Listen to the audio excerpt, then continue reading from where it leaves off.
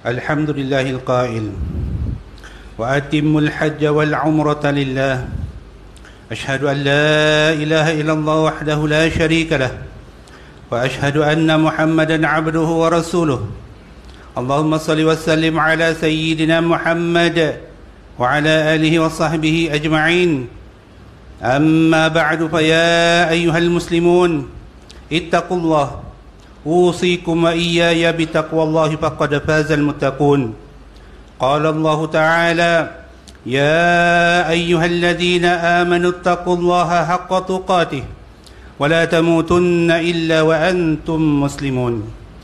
Muslimin yang dirahmati Allah sekalian, saya menyeru diri saya dan para hadirin sekalian agar kita sama-sama memperkukuhkan ketakwaan kita kepada Allah Subhanahu wa taala, yaitu dengan melaksanakan segala suruhannya dan menjauhi segala larangannya, kerana sesungguhnya orang yang benar-benar berjaya di akhirat kelak hanyalah mereka yang bertakwa kepada Allah Subhanahu wa taala.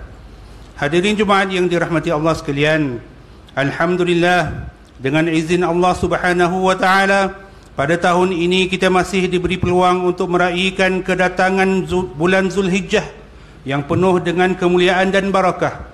Bulan di mana puluhan ribu umat Islam Malaysia dipilih oleh Allah Subhanahu wa taala, menyertai jutaan umat Islam seluruh dunia mengerjakan ibadah haji di Makkah Al-Mukarramah. Oleh itu, maka mimbar Jumaat hari ini ingin membicarakan khutbah yang bertajuk Falsafah Pensyariatan Ibadah Haji. Muslimin yang dirahmati Allah sekalian, dalam surah Al-Hajj ayat ke-27 dan 28, Allah Subhanahu wa taala telah memerintahkan Nabi Ibrahim alaihi salam menyeru kepada seluruh manusia supaya mengerjakan haji di Baitullah Al-Ihram. Dengan seruan tersebut, maka datanglah para jemaah dari seluruh pelosok dunia berhimpun di Makkah Al-Mukarramah mengerjakan ibadah haji setiap tahun. Mereka bukan sahaja datang menunaikan syiar ibadah haji, bahkan mereka dapat menyaksikan pelbagai faedah dan pelajaran yang menjadi falsafah di sebalik pensyariatan ibadah haji kepada manusia.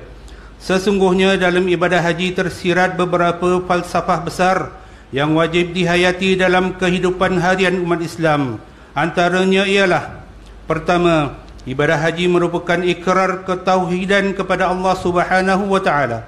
Pada bulan ini umat Islam seluruh dunia datang ke Makkah Al-Mukarramah dengan matlamat yang satu. Mereka datang dengan jiwa tunduk patuh kepada Allah Subhanahu wa taala. Segala pujian, sanjungan, kenikmatan dan kekuasaan yang mereka miliki semuanya dikembalikan kepada milik Allah Subhanahu wa taala. Sepanjang ibadah haji dilaksanakan, syiar labbaik Allahumma labbaik, labbaik la syarika laka labbaik, innal hamda wan ni'mata laka wal mulk la syarika lah, sentiasa berkumandang dengan penuh semangat. Mereka melaungkan ucapan, ya Allah, hamba-Mu datang menyahut panggilan-Mu, hamba-Mu datang menyahut panggilan-Mu, hamba-Mu datang menyahut panggilan-Mu.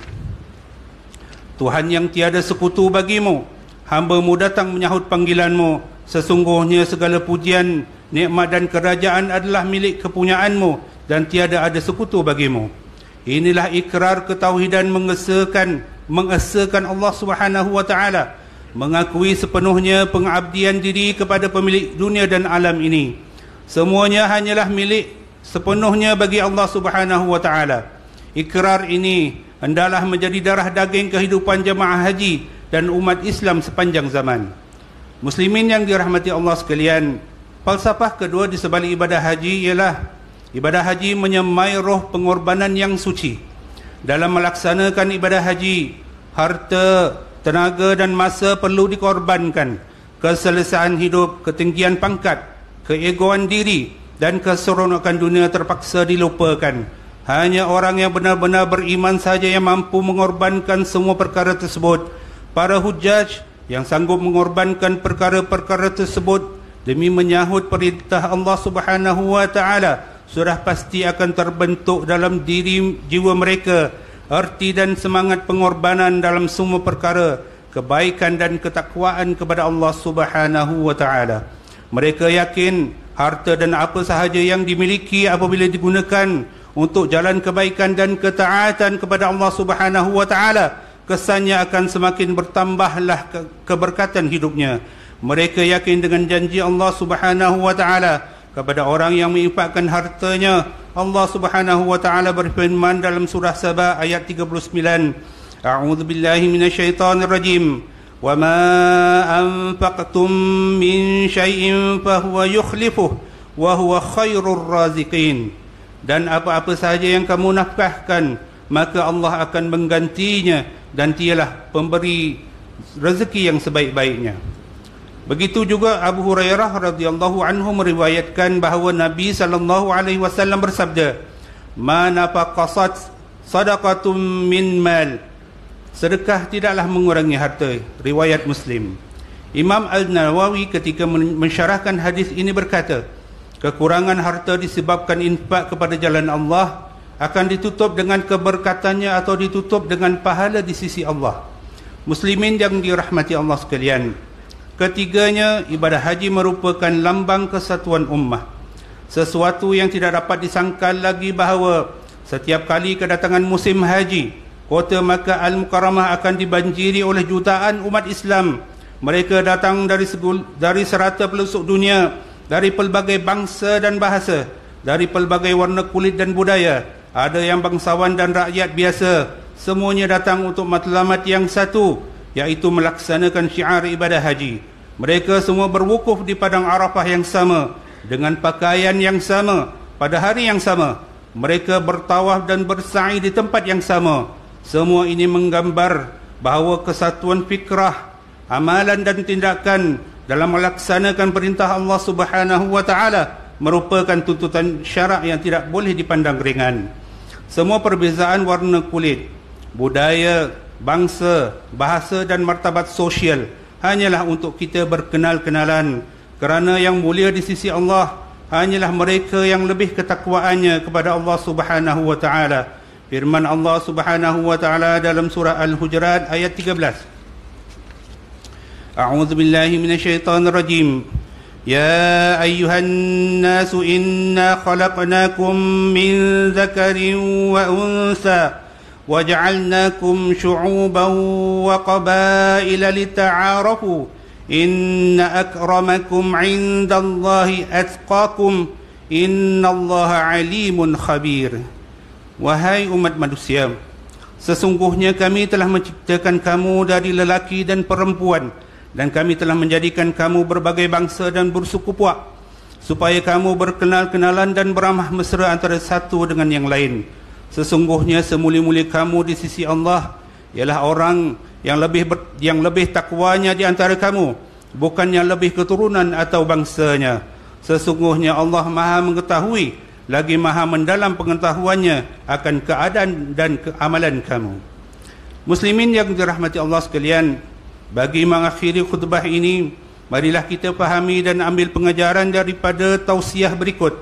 Yang pertama, umat Islam hendaklah yakin bahawa ibadah haji adalah lambang kesatuan ummah dalam melaksanakan ketaatan dan pengorbanan mentauhidkan Allah Subhanahu wa taala dan mengagungkan syiarnya. Yang kedua, umat Islam diseru supaya sentiasa mempersiapkan diri untuk berkorban harta, masa dan tenaga demi menyahut perintah Allah Subhanahu wa taala serta mendaulatkan syariatnya. Yang ketiga, umat Islam hendaklah sentiasa ikhlas dalam melaksanakan segala perintah Allah Subhanahu wa taala dan dalam setiap pengorbanan yang dilakukan supaya mendapat ganjaran dan keredaan Allah Subhanahu wa taala. أعوذ بالله من الشيطان الرجيم وعذم في الناس بالحج يأتوك رجالا وعلى كل ضامر يأتين من كل فج عميق ليشهدوا ومانفع لهم ويذكروا اسم الله في أيام معلومات على ما رزقهم من بهيمة الأنعام فَكُلُوا مِنْهَا وَأَطْعِمُوا الْبَائِسَ الْفَقِيرِ. Dan serukanlah umat manusia untuk mengerjakan ibadah haji.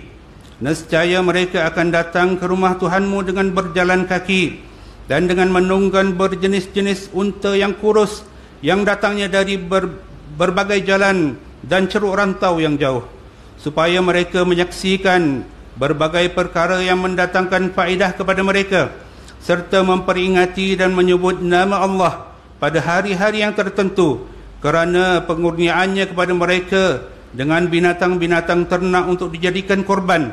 Dengan yang demikian, makanlah kamu dari daging binatang-binatang korban itu dan berilah makan kepada orang yang susah, yang fakir miskin.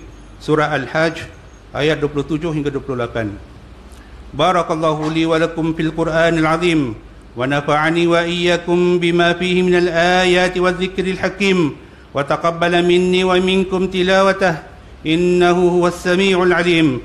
أقول قولي هذا وأستغفر الله العظيم لي ولكم ولسائر المسلمين والمسلمات فاستغفروه إنه هو الغفور الرحيم.